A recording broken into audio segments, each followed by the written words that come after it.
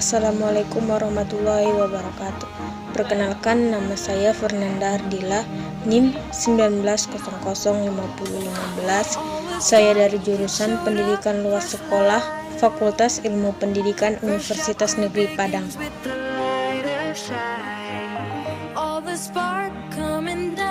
Baiklah, saya akan menjelaskan tentang teknik-teknik identifikasi kebutuhan belajar.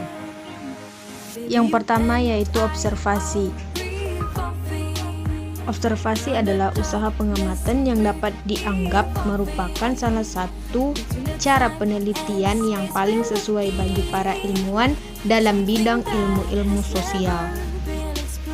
Menurut Sevilla 1993, observasi atau pengamatan dalam istilah sederhana adalah proses di mana peneliti atau pengamat melihat situasi penelitian. Menurut Marie Johada, observasi digolongkan menjadi 3 macam, yaitu yang pertama, observasi partisipasi ialah observasi yang dilakukan dengan cara pengamat atau orang yang melakukan observasi ikut terlibat secara langsung dalam kehidupan objek. Yang kedua yaitu observasi sistematik atau observasi berkerangka, yang merupakan observasi yang dilakukan dengan cara menyiapkan kerangka terlebih dahulu. Yang ketiga yaitu observasi eksperimental, merupakan salah satu jenis observasi yang diadakan dengan cara uji coba.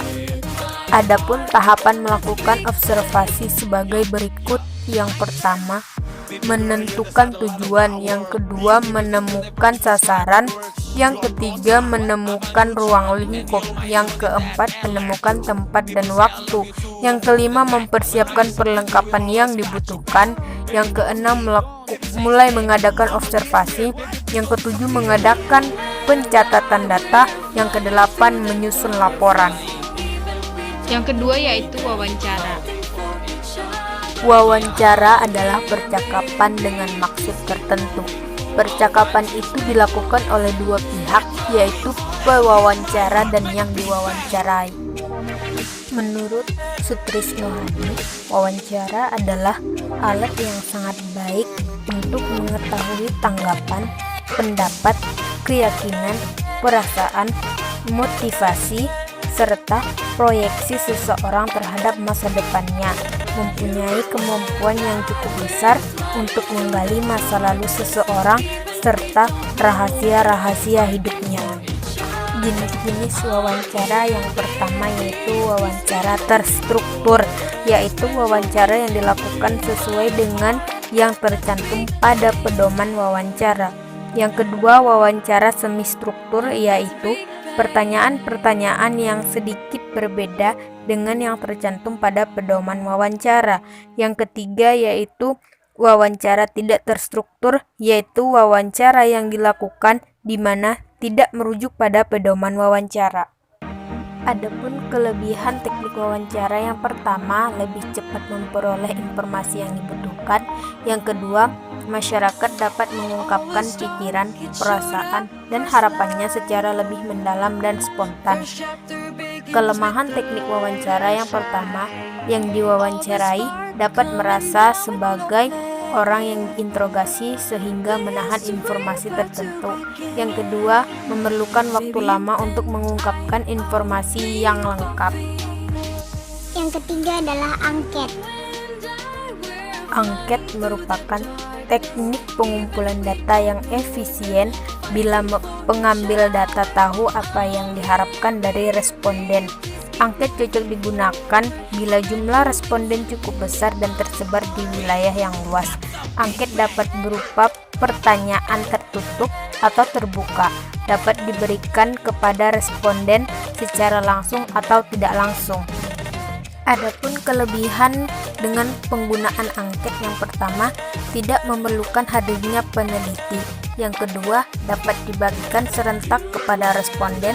Yang ketiga, dapat dibuat terstandar sehingga semua responden dapat diberi pertanyaan yang benar-benar sama. Kelemahan penggunaan angket, yang pertama, responden tidak teliti menjawab pertanyaan sehingga ada pertanyaan yang terlewat.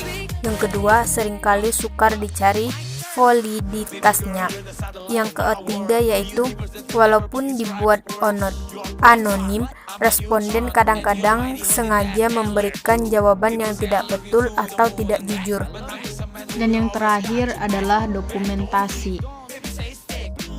Dokumentasi merupakan sumber data yang tidak dibatasi ruang dan waktu. Data dikumpulkan untuk tujuan ilmiah yang tidak terikat konteks ruang dan waktu sebagaimana data yang mula-mula dikumpulkan. Kelebihannya adalah cara untuk memperluas pengetahuan ilmiah secara efisien dan keingintahuan intelektual daripada menggunakan informasi yang sudah ada. Informasi dari beberapa lingkungan kebudayaan diuji kebenarannya. Kekurangan teknik dokumentasi adalah data tidak sesuai dengan kategori dan klasifikasi yang dimimpikannya, di mana beberapa variabel penting dihilangkan atau tidak dicatat. Sekian dari saya. Assalamualaikum warahmatullahi wabarakatuh.